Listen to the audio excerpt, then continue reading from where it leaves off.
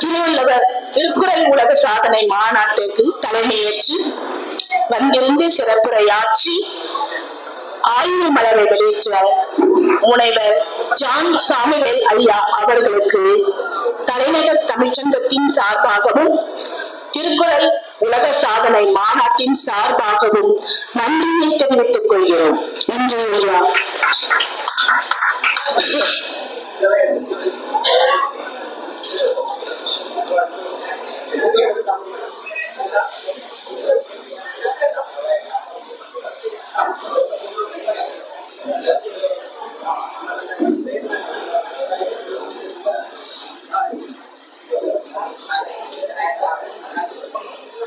திருவள்ளுவரும் உலக சிந்தனையாளர்களும் முதல் அமர்வு தொடங்க இருக்கின்றது. காலம் கடந்துவிட்ட காரணத்தினால் நேரடியாக கட்டுரை வழங்க கட்டுரையாளர்களை மேடைக்கு அழைக்கின்றேன். முதலாவதாக முனைவர் சு லட்சுமி அவர்களை மேடைக்கு வருமாறு அழைக்கிறேன். வள்ளுவரும் ஷேக்ஸ்பியரும் எனும் தலைப்பிலே கட்டுரை வழங்க அழைக்கின்றேன். இரண்டாவதாக முனைவர் கோ பத்மவிலாசினி அவர்களை மேடைக்கு வருமாறு அழைக்கின்றேன். வள்ளுவரும் பெர்னார்ட் ஷாவும் என்ற தலைப்பில். மூன்றாவதாக சகாயராணி அவர்கள் வந்திருக்காங்களா? சரி, அவர்களை அழைக்கின்றேன்.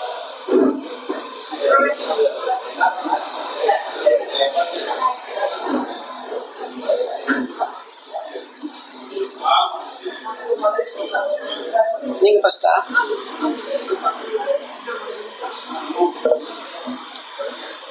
சிறிய மாற்றம்.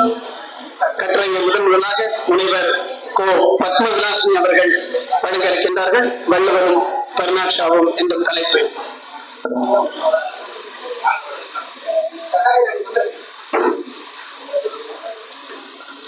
அவையோர் அனைவருக்கும் வணக்கம்.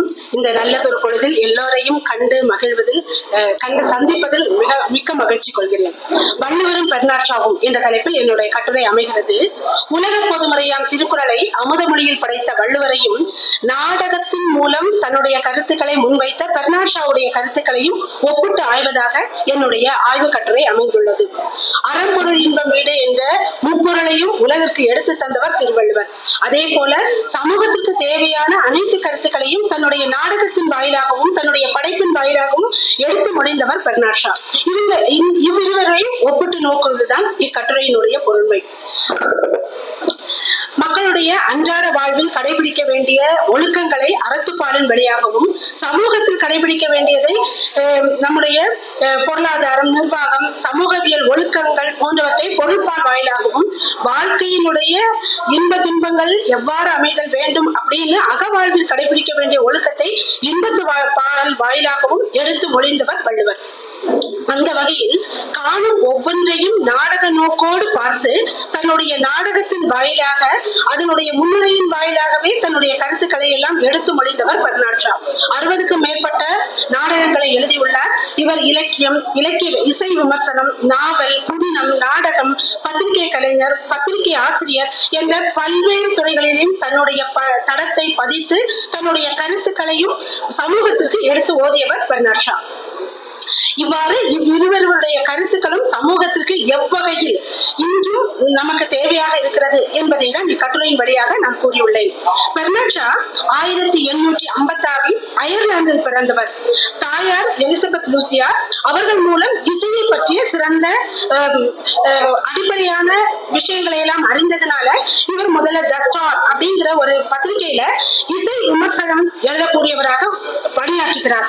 அதுக்கப்புறம் த சண்டே ரிவ்யூ அப்படிங்கிற பத்திரிகையில நாடக விமர்சனம் பற்றி எழுதக்கூடியவராக இருக்கிறார். இவர் நாடகங்களை விமர்சனம் செய்கிறார் என்று அறிந்தாலே அந்த நாடகம் நடத்தக்கூடிய நாடக ஆசிரியர்கள் தன்னுடைய படைப்புல மிகப்பெரிய கவனம் செலுத்தக்கூடியவங்களாக இருந்தாங்க. அந்த அளவுக்கு இவருடைய எழுத்துக்கள் சமூகத்திற்கு போய் சேர்ந்தது. அதுக்கப்புறம் தான் பெர்னார்ட் ஷா நாடகங்கள் எழுத ஆரம்பிக்கிறாரு. 1892 மனைவியை இழந்தோர் இல்லம் அப்படிங்கிறது இவருடைய முதல் நாடகம். The court theory, widow's house, the devil's discipline, the arms and இவருக்கு பெரிய புகழை பெற்றுக் கொடுத்தது. இவர் ஆஸ்கர் விருதும் வாங்கியிருக்கிறாரு. அதுக்கப்புறம் நோபல் பரிசையும் பெற்ற பெருமைக்குரியவர்.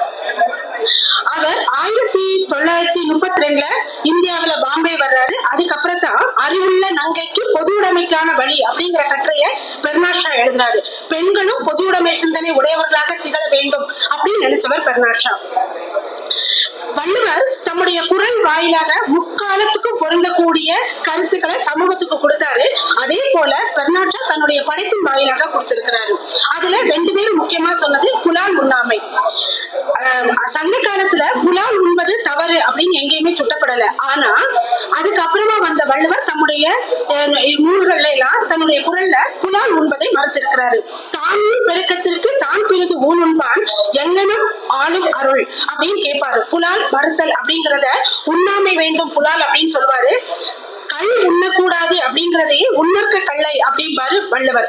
இதே கருத்தை பெர்னாட் ஷா தன்னுடைய வாழ்விலேயே கடைபிடிச்சவர். அவருடைய ஷெல்லியினுடைய படைப்புகள் புலால் உண்பதை முழுசாக அவரை விளக்க வச்சது. 25 வயசுக்கு அப்புறமே அவர் புலால் உண்றது கிடையாது, புகைப்பிடிக்கிறது கிடையாது, கல் உண்பதை தன்னுடைய வாழ்வில் அடியோட வெறுத்தாரு. அதனால தன்னுடைய படைப்பின் வாயிலாக சமூகத்திற்கு அதை எடுத்து வச்சார். இதை எப்படி சொல்வார்னா, animals are my friends and I did not eat my friends அப்படிம்பாரு. என்னுடைய நண்பர்களை நான் உண்பதில்லை அப்படிங்கிற கொள்கையை தன்னுடைய படைப்பின் வாயிலாக முன் வச்சவர் பெர்னாட் ஷா. அதே போல அறம் குறித்த கருத்துக்களை வள்ளுவர் நிறையவே எடுத்து சொல்லியிருப்பாரு. அஞ்சறிவான் என்னாது அறஞ்செய்க மற்றது கொன்றுங்கால் கொன்றால் துணை அப்படிம்பாரு. அதே கருத்தை தான் நம்முடைய பெர்னாட் ஷாவும் சொல்வாரு. அதாவது 10 வயசுக்கு மேலதான் அவருக்கு முறையான கல்வி கிடைக்குது. பைபிள் முழுவதும் படிக்கிறாரு. அதுல ஷேக்ஸ்பியருடைய நாடகங்கள் எல்லாம் முழுசா படிச்சு அறியறாரு.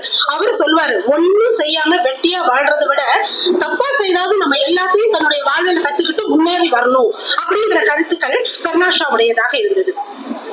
இதே போல வள்ளுவர் எண்ணங்கள் உயர்வாக இருக்கணும் அப்படிம்பாரு. உண்ணுவதெல்லாம் உயர் உள்ளது மற்றதையும் தள்ளினும் தள்ளாமை தீர்த்து அப்படிம்பாரு. உள்ளத்தில் உள்ள உயர் உள்ளல் அப்படிங்கிற கருத்தை வள்ளுவர் எடுத்து வைக்கிறதை போலதான் பெர்னாட் ஷா சொல்வாரு. நம்முடைய எண்ணங்கள் உயர்வானதாக இருந்தாதான் நம்முடைய வாழ்வுல மாற்றம் வரும் அப்படிங்கிறது பெர்னாட் ஷாவுடைய கருத்து. அவர் எப்படி சொல்வார்னா, those who cannot change the thought cannot change anything else அப்படிம்பாரு. எண்ணத்தை மாற்றலைன்னா எதையுமே மாற்ற முடியாது அப்படிங்கிறது பெர்னாட் ஷாவுடைய கருத்து. இத்தகைய கருத்துக்களை முன் வச்சுதான் இந்த கட்டுரை அமைஞ்சிருக்கு. இதனுடைய தொகுப்பாக பார்த்தோம்னா, பொது உடைமைவாதிகள் புரட்சியாளர்கள் எப்பவுமே சமூக நலத்தை முன் வச்சுதான் தன்னுடைய படைப்புகளை படைக்கிறாங்க அப்படிங்கிறத தெரிஞ்சுக்க முடியும். அதே போல ஒரு படைப்பாளி தன்னுடைய படைப்பை படைக்கும் போது சமூகத்துக்கு என்ன பயனுடையதாக இருக்கு அப்படிங்கிறத முன் வச்சுதான் தன்னுடைய படைப்புகளை படைக்கிறாங்க. அதையும் நம்ம இதுல அறிய முடியும். ஒரு வள்ளுவர் மேலை நாட்டினர் பெர்னாட் ஷா இவங்க 2 பேரும் எடுத்து பார்த்தோம்னா, தனி மனித கேட்பினை தமது பொன்மொழிகளாக எடுத்து சொல்லியிருக்காங்க அப்படின்னு சொல்லலாம். ஏன்னா கல்லுண்ணாமை, புலால் மறுத்தல் இது எல்லாமே தனி மனித கேடு. அதையே அவர் சமூகத்திற்கும் பொருந்தும் வகையில எல்லாருக்கும் எடுத்து சொல்றாரு. அதே போல ஒருத்தன் சான்றோனாக திகழணும் அப்படின்னா அறத்தோடு வாழணும் அப்படிங்கிற கருத்தை முன் வச்சிருக்கிறதும் பார்க்க முடியுது. ஒவ்வொருத்தருடைய உயர்வான எண்ணங்கள் தான் அவங்களை உயர்த்தும் அப்படிங்கிற சிந்தனைய பெர்னாட் ஷாவுடைய கருத்துக்களும் சரி, நம்முடைய வள்ளுவர் கருத்துக்களும் தலை ஓங்கி நின்று நமக்கு சொல்கின்றன அப்படிங்கறத முன்மொழிவதாக என்னுடைய கட்டுரை அமைந்துள்ளது.